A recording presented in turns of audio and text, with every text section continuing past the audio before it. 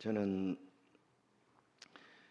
작년 4월에 광주노에서 하나님의 크신 은혜로 45년간의 목회 사역을 한 2년 정도 자원은퇴하고 행복하게 살고 있습니다.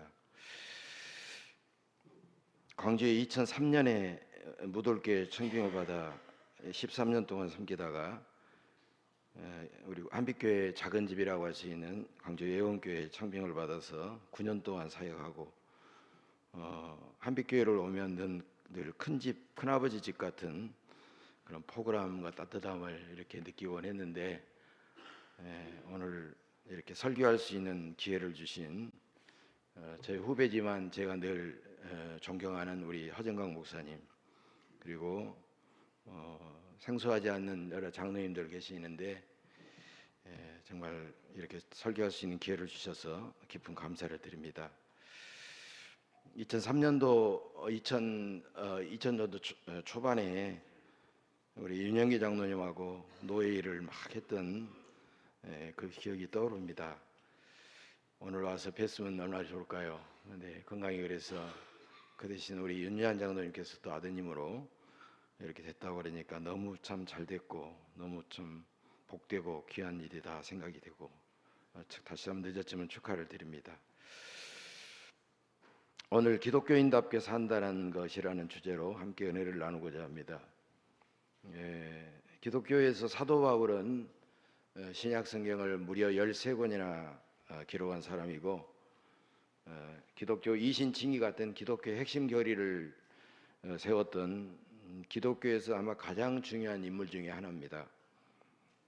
바울이 없었다면 기독교가 있었을까? 아니, 기독교가 세계 종교가 되었을까? 기독교의 세계화가 이루어졌을까라는 그런 의구심으로 수많은 신학자들은 치열하게 논쟁을 벌이기도 했습니다.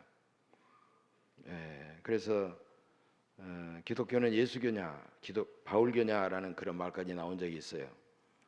그러나 아무리 그런 논쟁을 학문적으로 할지라도 우리를 구원하시게 하여 사람의 몸으로 오셔서 십자가를 지시고 대속의 피를 흘리신 그리고 부활하신 예수 그리스도와 그분을 만나서 변화되고 그분의 복음을 증거한 사도 바울을 어찌 감히 서로 비교하며 논쟁할 수가 있겠습니까? 그러나 어찌됐든 바울은 역사상 가장 기독교인답게 살았던 사람입니다. 우리가 가장 그리스도인이라면 가장 닮고 싶고 또 닮아가야 할 기독교인의 롤 모델입니다. 그런데 오늘 본문 뜻밖에도 오늘 본문 갈라디아서 2장 20절은 그런 바울 신앙의 진수가 들어있어요. 우리가 보통 성경에서 암송 구절이 많잖아요. 요한복음 3장 16절, 시편 23편 많은데 여기도 암송 구절 하나로 여러분들이 꼭 마음속에 암송하셨으면 좋겠습니다. 스크린에 띄워줄지 모르겠는데 다시 한번 갈라디아서 2장 20절에 나왔습니다. 함께 봉독하죠. 시작. 내가 그리스도와 함께 십자가에 못 박혔나니 그런즉 이제는 내가 사는 것이 아니요 오직 내 안에 그리스도께서 사시는 것이라. 이제 내가 육체 가운데 사는 것은 나를 사랑하사 나를 위하여 자기 자신을 버리신 하나님의 아들을 믿는 믿음 안에서 사는 것이라. 아멘. 역사상 가장 기독교인답게 살았던 사도 바울의 신앙을 구체적으로 살펴보도록 하겠습니다. 먼저 사도 바울처럼 기독교인답게 산다고 하는 것은 먼저 나를 위해 십자가에 못 박혀 죽으신 그리스도와 함께 나도 죽었다. 이것을 내가 믿고 만천하에 선언하는 겁니다. 여러분, 훌륭한 자녀, 훌륭한 목사, 훌륭한 장로, 훌륭한 교인으로 태어났다고 하더라도 시간만 지나면 저절로 훌륭한 교인이 되는 것 아닙니다. 내가 아는 목사님들 자녀 중에서도 교회 나가지도 않고 또 장로님들 자녀 중에서도 속썩이고 이런 자녀들을 목회하면서 많이 봤습니다. 인간은 원래 아담의 후손으로 원죄를 안고 태어난 사람이기 때문에 그가 예수 그리스도를 믿고 영접하여야만이 구원받아 하나님의 자녀가 되는 거예요. 이것이 요한복음 1장 12절 말씀입니다. 영접하는 자 곧 그 이름을 믿는 자들에게는 하나님의 자녀가 되는 권세를 주셨으니라고 말하고 있어요. 그러는 과정, 그러는 통과 의례가 뭐냐? 바로 그것이 세례입니다. 세례는 기독교 예전에 어찌 보면 가장 중요한 예전이에요. 천주교에서 7가지 성사 예전이 있었지만 다 없어지고 마지막에 남아있는 것이 세례와 성만찬이에요. 그만큼 핵심적인 예전이라는 겁니다. 로마서 6장 4절에 보면 세례에 대해서 이렇게 말하고 있습니다. 우리가 그리스도의 죽으심과 합하여 세례를 받음으로 그와 함께 장사되었다라고 말합니다. 세례 받은 사람은 이미 그리스도와 함께 죽고 장사 지내진 사람이에요. 그렇다면 기독교인은 장례식을 2번 치르는 겁니다. 기독교인은 생일이 2번이에요. 어머니 뱃속으로부터 태어난 것은 탄생한 거죠. 육신의 탄생이죠. 몸의 탄생이죠. 그러나 이것만 가지고는 안 되잖아요. 예수님을 믿음으로 거듭나는 겁니다. 다시 탄생하는 거예요. 거듭나는 거예요. 장례식도 2번이라는 겁니다. 이전에 나는 그리스도와 함께 십자가에 죽었다, 이것을 내가 믿고 만천하에 살아나는 겁니다. 이게 바로 영적인 장례식입니다. 여러분, 영적인 장례식을 치러서 세례를 받아야만이 그 사람이 비로소 그리스도인이에요. 기독교인이에요. 나는 교회 나가자고 그러면 이런 사람이 있습니다. 나 예수 믿어. 집에서 텔레비전 보고 예수 믿고, 내가 마음에 든 교회 온라인으로 헌금하고, 나 예수 믿어. 적어도 그 사람은 그런 신앙을 우리가 사적 신앙이라고 그래요. 사적 신앙을 가진 사람은 진정한 의미의 그리스도인이 아니에요. 공적으로 만천하에 나는 예수님과 함께 세례받음으로 십자가에서 죽었다라고 선언하는 사람이다 말이죠.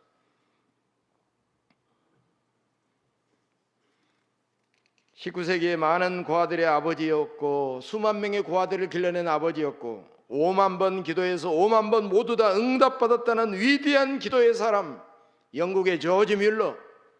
이 조지 뮬러에게 어떤 사람이 와서 물었습니다. 뮬러 목사님, 당신이 이렇게 거룩하고 성령으로 충만한 비결이 무엇입니까? 그러자 조지 뮬러는 묵묵히 이렇게 대답했습니다. 어느 날 이 조지 뮬러는 죽었습니다. 이전에 내 생각이 죽었고 내가 좋아하던 것도 죽었고 주변 사람들의 칭찬과 비난에도 나는 죽었습니다. 그때부터 나는 오직 하나님을 위해서, 하나님의 영광을 위해서 살았습니다. 내 인생이 왜 이렇게 힘들까요? 나는 왜 탐욕과 정욕에 자주 질질 끌려갈까요? 나는 왜 자꾸 주변 사람들에게 늘 상처를 받을까요? 왜 나는 다른 사람이 조금만 칭찬하면 막 기고만장하고, 조금만 나를 비난하면 나는 코가 쑥 빠지고 낙심하고 나는 분노할까요? 다른 사람 때문이 아니에요. 다른 이유 때문도 아니에요. 여전히 내가 죽었다고 말은 하지만 믿지 않고 여전히 죽지 않았기 때문인 것입니다.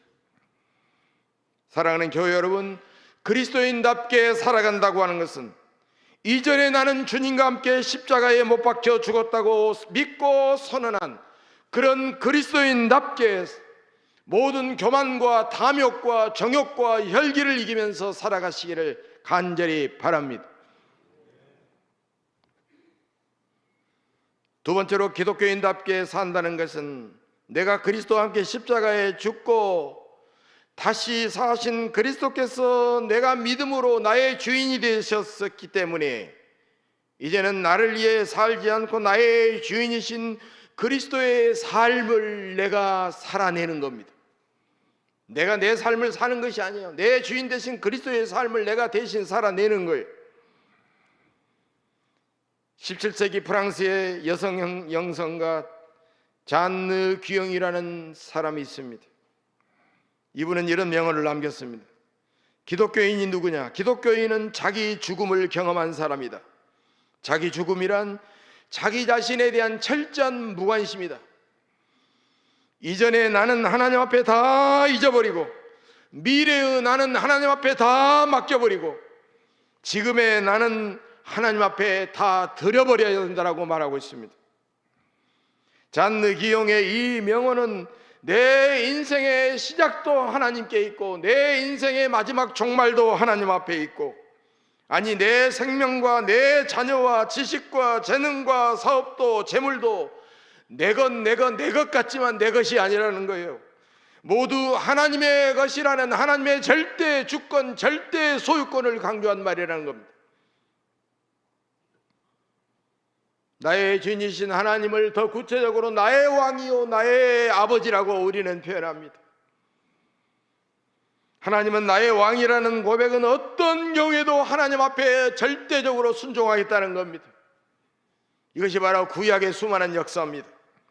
가나안 땅에 정착한 이스라엘 백성은 그들의 왕이신 하나님 앞에 순종하지 않고 온갖 이방의 신들을 섬기고 각각 자기의 소견에 옳은 대로 마구 행동하며 불순종하게 살았기 때문에 하나님은 사사들을 보내서 어찌하여 그들을 깨우치고 구원하려고 했지만 결국 그들은 멸망의 길로 가고 심판받아 철저하게 멸망하고 말았습니다. 우리도 구원받고 영원히 행복하려면 어떤 경우에도 왕이신 하나님 앞에 온전히 순종해야 됩니다. 그 다음에 하나님은 나의 아버지시라는 신앙 고백은 이 세상의 부모님들처럼 하나님 아버지도 내 삶을 완전히 책임져 주신다는 그런 고백입니다. 세상의 부모들은 자녀에게 모든 것을 공급해 주는 공급자입니다. 자녀의 몸과 영혼을 지키는 보호자입니다. 자녀에게 올바른 삶을 가르치는 교육자입니다. 자녀가 기쁘거나 슬프거나 힘들 때 늘 함께하는 친구가 되고 위로자가 되고 인생의 안내자가 바로 부모입니다. 이처럼 인생의 주인을 하나님으로 모시느냐 그렇지 않느냐에 따라서 그 인생은 완전히 달라지는 것입니다. 사랑하는 교회 여러분, 내가 그리스도와 함께 십자가에서 죽고 다시 사신 그리스도께서 나의 새로운 주인이 되셨기 때문에 나를 위하여 살지 않고 내 주인 되신 그리스도의 삶을 참으로 멋지고 아름답고 거룩하게 살아내시기를 간절히 바랍니다. 세 번째로 기독교인답게 산다는 것은 나를 사랑하사 나를 위해 자기 자신을 버리신 예수 그리스도께서 지금도 뜨겁게 사랑하시는 여러분의 가정과 이 한빛교회를 뜨겁게 사랑하고 섬기는 공동체로 만들어야 됩니다. 여러분, 공동체는 한문으로 말하면 공동의 몸입니다. 각 지체들이 함께 이루면서 모든 것을 함께 공유합니다. 그리고 외부의 자극에 똑같이 느끼게 됩니다. 하나님은 세상을 창조하시면서 남자를 만드셨으나 혼자 사는 것이 좋지 않아서 남자의 갈빗대를 뽑아가지고 여자 하와를 만들었습니다. 그래서 한 사람이 아니라 두 사람이기 때문에 공동체 가정이 되었습니다. 이처럼 가정은 가장 원초적인 사랑의 공동체입니다. 하나님은 교회를 먼저 만드시지 않으셨어요. 가정을 가장 먼저 만드신 겁니다. 그래서 가정은 남녀 간의 뜨거운 에로스 사랑의 열정으로 시작되는 겁니다. 남녀 간의 뜨거운 에로스 사랑의 열정은 하나님께서 가정을 만들어라라는 그런 지시인 겁니다. 그 사랑의 열정으로 시작하지만 그 사랑의 열정은 길어봐야 보통 몇 달 길어봐야 한 2, 3년이면 싸늘하게 식어버립니다. 그게 부부간에 느끼는 권태기입니다. 그러나 그 권태기부터 하나님께서 보여주신 진짜 아가페 사랑에 붙들려가지고, 에로스 사랑은 끝났기 때문에 아가페 사랑의 열정에 붙들려가지고 가정을 변함없이 뜨겁게 사랑하면 행복한 가정을 끝까지 유지할 수가 있다는 것입니다.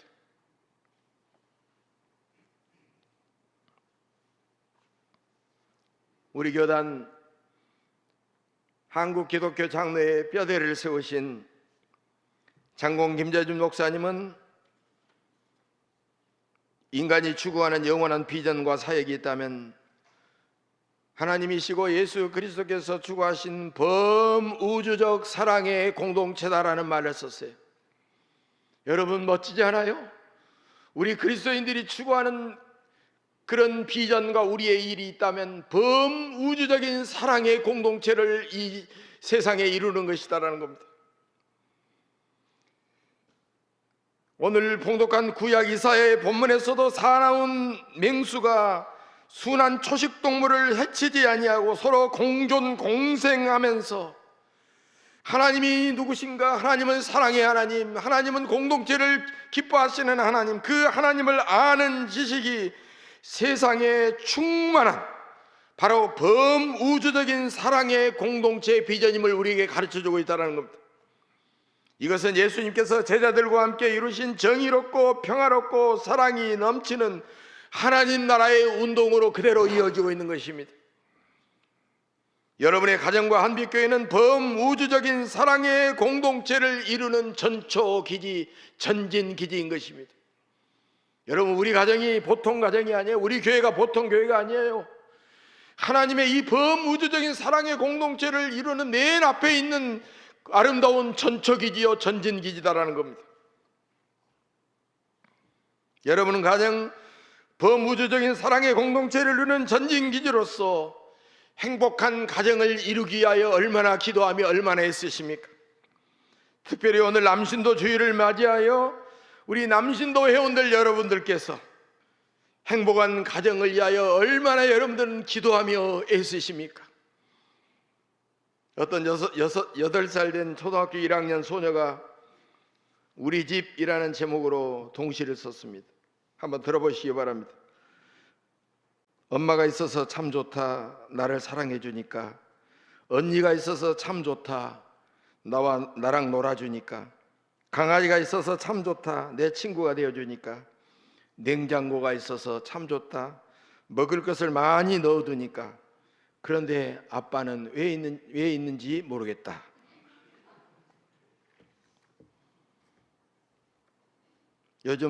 요즘에는 많이 달라졌죠. 예전에 많은 남편과 아빠들 얼마나 우리 할아버지 할머니, 우리 증조 할아버지 고조 할아버지 그들의 모습을 대를 이어가면서 보면서 얼마나 아빠들이 남편들이 권위주의적인 가부장제의 영향을 받았습니까? 손 하나 까딱하지 않고 명령하고 가족들 위해 군림하려고 하니까 다른 사람들에게 멸시당하고 가정에 불필요한 존재로 취급받았던 것입니다. 그래서 이런 뼈 있는 유머도 나왔습니다. 세상에서 가장 어려운 두 가지 일은 내 생각을 남의 머리에다가 넣는 일과 남의 돈을 내 호주머니에 넣는 일이다. 내 생각을 남의 머리에다가 넣는 사람은 학교 선생님이고 남의 돈을 내 호주머니에다가 넣는 사람은 회사 사장님이다. 그런데 그렇게 어려운 일 두 가지를 한꺼번에 하는 사람은 가정의 아내이다. 아내는 남편의 머리에다가 자기 생각을 넣고 남편의 돈까지 자기 호주머니에 넣는다. 그래서 선생님에게 대드는 것은 배우기 싫은 것이고 사장님에게 대드는 것은 돈 벌기 싫은 것이고 아내에게 대드는 것은 인생 살기 싫은 것이다. 남편은 평안히 잘 살려면 아내 말 잘 들어야 된다. 여신도들만 좋아하네요. 역시 여러분, 남편과 아내의 일이 정해져 있는 것이 아닙니다. 아들과 딸이 해야 될 일이 정해져 있는 것이 아닙니다. 가정에서는 더 힘 있는 가정이, 건강한 가족이, 시간적으로 여유 있는 가족이 더 연약하고 더 분주한 가족을 위해서 더 어렵고 힘든 일을 자원해서 기쁨으로 해야 됩니다. 가족 간에는 어떤 우열이 없습니다. 가족 간에는 어떤 서열이 없습니다. 모든 가족이 서로 먼저 섬기려고 애쓰고 서로 먼저 양보하고 서로 먼저 희생하려고 할 때 아름답고 행복한 가정 공동체를 세워갈 수가 있다는 것입니다. 가정에서는 서로가 서로의 돕는 배필이 되어줘야 되는 거예요. 우리가 배필하면 사람들은 이 남편을 돕는 배필 이 식으로 아내에게 일방적으로 쓰여졌어요. 여러분, 배필이라는 말이 남성 명사입니다. 가정이 가장 원초적인 사랑의 공동체라면 교회는 구원받은 사람들의 신령한 가족 공동체입니다. 여러분, 교회의 모든 용어는 가족의 용어가 그대로 들어와 있습니다. 우리가 믿는 삼일째 하나님은 성부, 성자, 성령 하나님이에요. 즉 거룩한 아버지 하나님 성부입니다. 아들 하나님 성자입니다. 성령 거룩한 영으로 하나님은 존재하십니다. 하나님은 우리의 아버지십니다. 우리들 각자는 하나님 아버지의 아들이요 딸이고 우리는 서로 형제 자매입니다. 우리가 구원받았다고 하는 것은 하나님의 신령한 가족 공동체의 식구가 되는 것입니다. 성경은 하나님께서 죄인들을 불러서 하나님의 가족으로 만드는 이야기입니다. 이렇게 가정 공동체와 교회 공동체는 닮은 점이 너무너무 많기 때문에 어떤 교회는 가정 같은 교회, 교회 같은 가정이라는 표현을 붙여놓기도 합니다. 강원도 태백에서 예수원을 운영하셨던, 대를 이어 예수원을 운영하셨던 성공의 아처토리 신부님이 계시죠. 우리나라 말로 대천덕 신부님이 계시죠. 이분은 이런 말씀을 하셨습니다. 한국교회가 지금까지 범한 잘못 중에 가장 큰 잘못은 교회를 한문으로 쓸 때 사귈 교자를 쓰지 않고 가르칠 교자를 쓴 것이다 라고 말했어요. 우리가 교회는 가르칠 교자에다가 모일 회자를 쓰거든요. 그러나 이 사귈 교자를 써야 된다는 것입니다. 그래야만이 진정한 교회의 모습을 갖추게 된다는 것입니다. 교회에서 교인들은 성경을 많이 공부해서 교리를 많이 공부하고 교회의 역사를 많이 공부해서 머리는 이만큼 커졌는데 지식이 쌓으니까 교만해져 가지고 가르치려고 하고 누가 잘못하면 지적하려고 하고 자기 생만 주장하고 잘못한 사람들을 비난하고 정죄하고, 그래서 교회의 공동체는 점점 숫자가 많아지면 나눠지고 갈등하고 분열해 갔던 것입니다. 여러분, 교인들이 함께 나누는 사랑의 교제, 이 교회는 여러분 이 땅의 삶으로 끝나는 것이 아니에요. 영원한 저 천국까지 이어지기 때문에 혈육 중심의 가정 공동체보다도 훨씬 더 귀하고 영원한 공동체인 줄로 믿습니다. 에베소서 2장 19절에서도 이제부터 너희는 외인도 아니요 나그네도 아니요 오직 성도들과 동일한 시민이요 하나님의 권속이라 라고 말했어요. 여러분, 권속이라는 말이 바로 한 집안 식구라는 말입니다. 신앙생활은 교인들이 하나님을 믿는 신령한 가족 공동체의 식구로서 서로 사랑하고 서로 위로하고 서로 격려하고 서로 즐겁게 사는 생활입니다. 여러분은 내 곁에 있는 다른 교인이 한 집안 식구처럼 느껴지십니까? 그것을 우리는 느낄 수 있어야 되는 겁니다. 제가 일부 예배 때는 이야기를 하는데요, 우리 교단의 어떤 목사님이, 저 포항에서 우리 기장교단은 크지도 않아요. 그래서 축구선수들이 나오는데 거기서 이렇게 몇 명 모여가지고 하는데요, 교인들 자녀가 이렇게 어디 학교 들어가면 옷도 필요하고 가방도 필요하고, 그럼 자기들 자녀들 옷도 입히고 자기들 자녀 쓰던 가방도 주고 계속해서 이렇게 했다고 합니다. 나중에 교인들이 그것을 안 거예요. 저분은, 저 목사님은 자기 자녀들보다도 교인들의 자녀들 더 귀하게 생각하는구나.